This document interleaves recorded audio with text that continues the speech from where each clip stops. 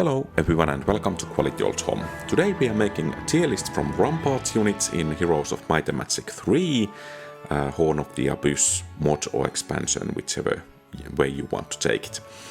And the units are listed based on their fighting capabilities, but also their price, their tier, and also the requirements affect the rating here. And I'm basing at least partially this tier list on my How Goodies testing series, where I'm testing each of these units, and that kind of forms the basis on which I'm ranking these. So if you want to see a bit more of background around each of these units, you may want to check that video related to that unit. But without further ado, let's begin. First we have tier 1 units, Centaurs and Centaur captains.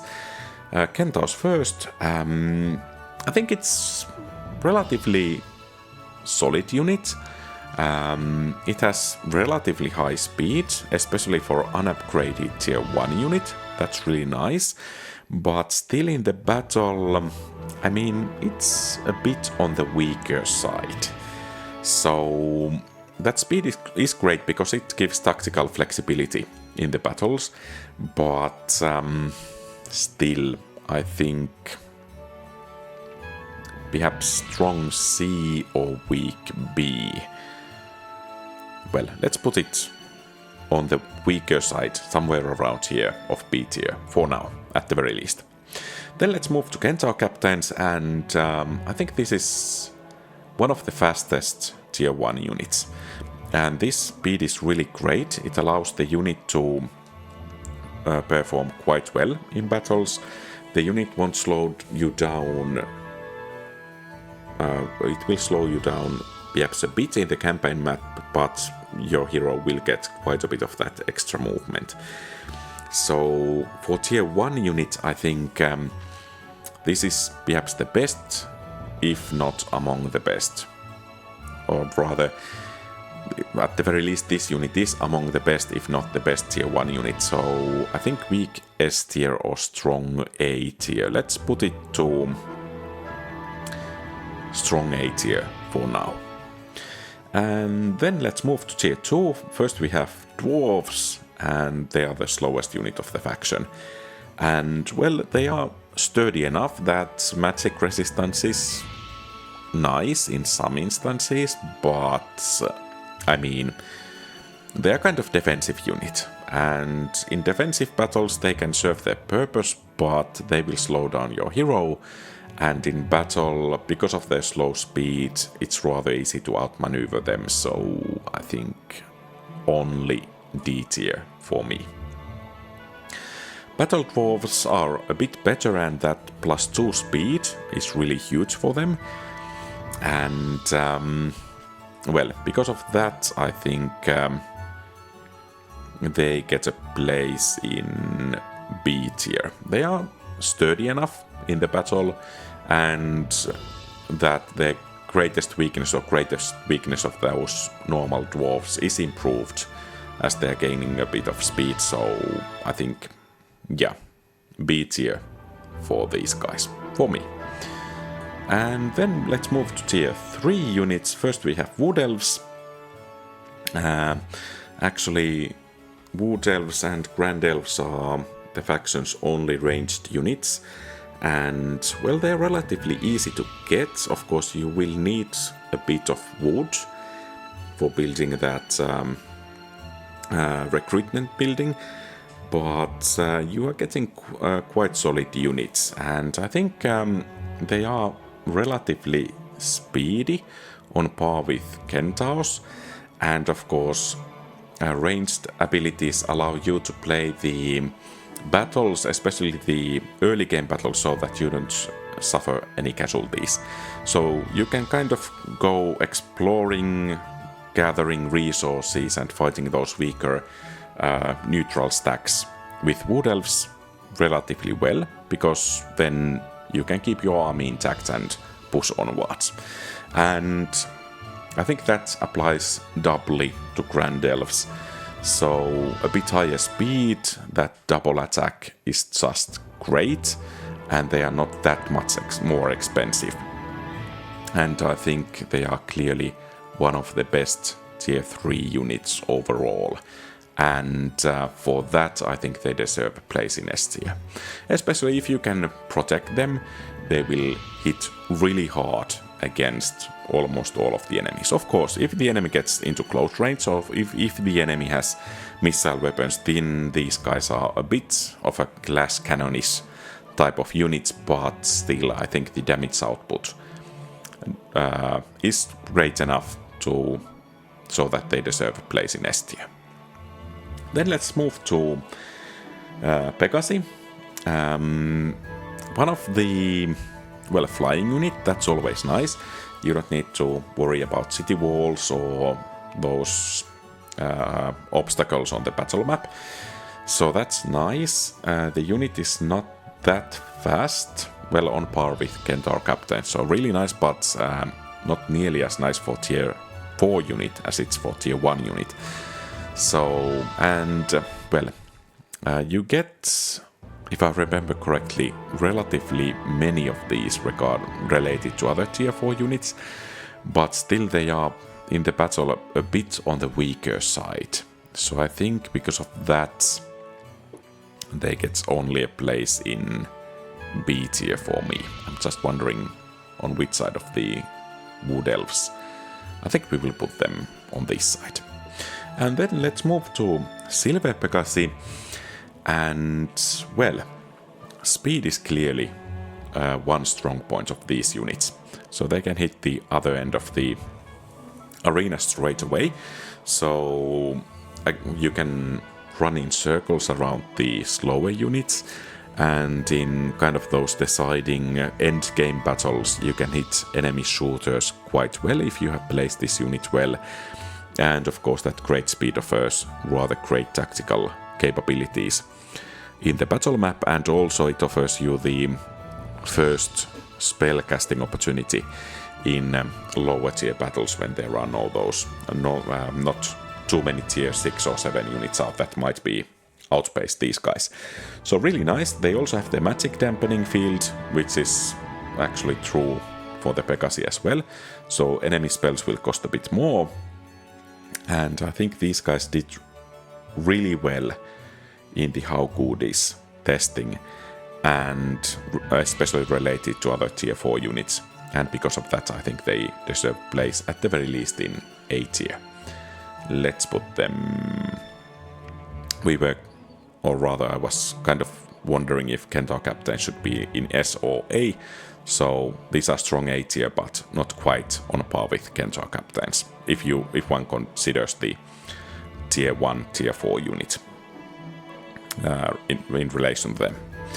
Then we have other rather slow units. First we have Dendroid Guards, and the same applies to them as to the Dwarves. They are really slow, but I think Dendroids have a bit more of utility than Dwarves. And of course it's nice that you can get quite a few of these guys.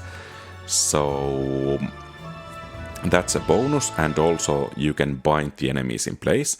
So in that case, if you manage to bind an enemy in place, then the slow speed of these units don't matter that much. But in any case, it's an issue. The unit is clearly a defensive one and will slow down your hero quite a bit. And I mean, mainly because of that slow speed, this unit, Dendroids, I never remember if Guard or Soldier is the worst one. I think the Guard is the unupgraded one, so it will get a place in C tier. And then the upgraded one, Dendroid Soldier, the speed is not increased that much, and that's clearly an issue to the Dendroid Soldier as well. Of course, it's a bit sturdier than the Guard one, or Guard version of the unit, and it will fare a bit better in battles. And it's not going to cost too much more compared to the Dendroid Guards. So I think that slight speed bonus will earn the unit place in B tier in my ranking. Then let's move to Unicorns. I mean, decent enough unit. The speed is not that great for tier 6 unit, but for unicorns they are relatively cheap, they are relatively easy to get, and then there is that possibility that their attack will blind the enemy. And that blind in proper place can actually decide a battle in surprisingly many cases. And if you are really lucky, you will get a series of those blinds, and then it will be something like 7 against 4 or something like that, and that will clearly decide the battle. So the speed is a minus, but in battle, I mean, this is one of the stronger tier 6 units, and I think it will deserve a place in A tier. And then we have war unicorns, quite a bit speedier than those normal unicorns, and then a bit sturdier in battle, and they will actually do rather well in those fights. And because of that, I think they deserve a place in S tier. One of the best tier 6 units. Of course, it comes down a bit to luck. In one-on-one versus Dread Knights, these guys won't do well because they cannot blind the Dread Knights, but then against some neutral opponents, it comes a bit down to luck if the Dread Knight can get that death blow, or if these guys can blind. So it kind of comes down to luck. Of course, these guys are quite a bit cheaper than those Dread Knights, and in my opinion, relatively easy to get. Then let's move to tier 7 units. First we have Green Dragons, and well, usually tier 7 units should be really high on the tier list. But in case of Green Dragons, I'm wondering a bit. Because they are not actually... well, they are fast, but not actually that fast, in my opinion. And they don't actually do in the battle that much better than the war unicorns. If you take the possibility of recruiting 2 times the war unicorns that you can get dragons into consideration, of course that breath attack is nice, spell immunity to 1 to 3 tier level spells is nice as well, but of course it can backfire as well because you cannot use haste on these dragons and so on. So, and well, the main issue for me is that the dragon cliff building is rather expensive, and in terms of crystals is dirty expensive, because you will need to have mage guilds tier 2 or level 2, then you will need to use crystal on the Pegasus building, and then you need quite a lot of crystal for those dragon cliffs.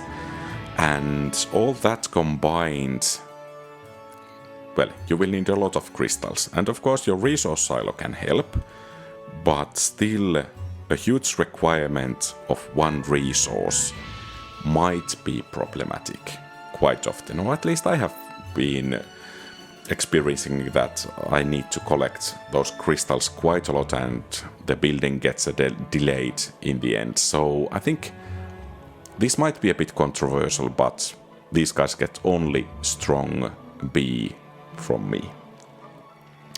And the same thing pretty much applies, especially resource-wise, applies to gold dragons. And of course the upgraded dragon cliffs costs quite a bit of additional crystals, so that especially will be somewhat delayed when you are trying to get it. So the gold dragons, in my experience, will join the fray relatively late in the campaign, if you consider or compare to some other units that you will be able to get earlier. So because of that, I think, well, about fighting capabilities first. These guys do hit quite hard. The immunity to level 1 to 4 spells is rather nice. Of course, that leaves them vulnerable to implosion, which is not so nice. And of course, you cannot buff them. And Their speed is really good, fastest unit in Rampart faction, and that combined with this breath attack can do relatively well against especially larger enemy armies, because then you can utilize that breath attack fully. But still, I think those costs kind of offset the benefits to some degree, and because of that, these guys get only placed in A tier in my ranking. So I think we will leave the Centaur captains here in A tier. Yeah. So this is my ranking for Rampart. Rampart's units in Heroes of Might and Magic 3 HotA. What do you think? Do you agree or disagree? Feel free to share your thoughts in the comments below. If you liked the video, please leave a thumbs up and subscribe to the channel. Have a great rest of the day. QualityOldHomm out.